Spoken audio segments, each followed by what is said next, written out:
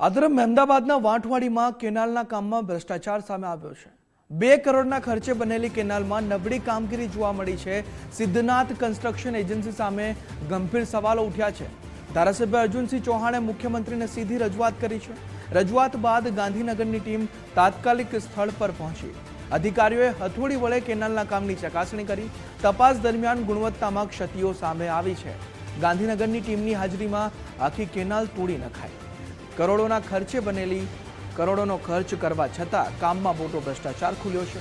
ધારાસભ્યની રજૂઆત બાદ તંત્રમાં ભારે ફફડાટ મચી ગયો છે। અધિકારીઓએ હથોડી વડે જ્યારે કેનાલનું પરીક્ષણ કર્યું ત્યારે તેમાં ક્ષતિઓ જોવા મળી છે। કરોડોનો ખર્ચ કરવામાં આવ્યો કેનાલ બનાવવામાં, પરંતુ ભ્રષ્ટાચાર જે છે તે ખતમ થવાનું નામ નથી લઈ રહ્યો।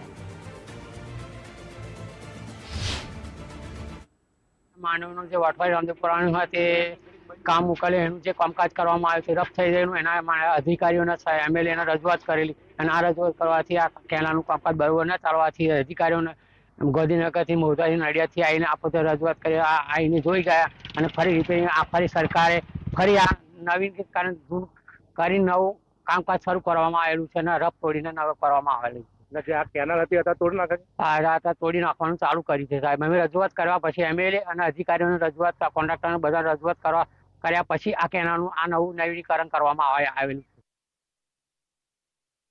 છે। સંવાદદાતા કિશન અમારી સાથે જોડાયા છે। કિશન, કરોડોના ખર્ચે આ કેનાલ બનાવવામાં આવી, પરંતુ ભ્રષ્ટાચાર સામે આવી રહ્યો છે, શું છે વિગતો?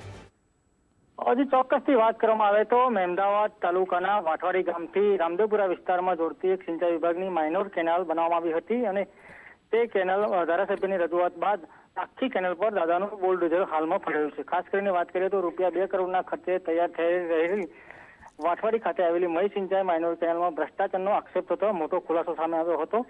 વિસનગરની government approve contractor company Siddhnath construction agency દ્વારા આ કેનાલ બનાવવામાં આવી રહી હતી। કેનાલના બાંધકામમાં નબળી કામગીરી અને ભ્રષ્ટાચારને લઈને સ્થાનિક વિસ્તારમાં રહેતા લોકોએ ધારાસભ્યને રજૂઆત કરી હતી।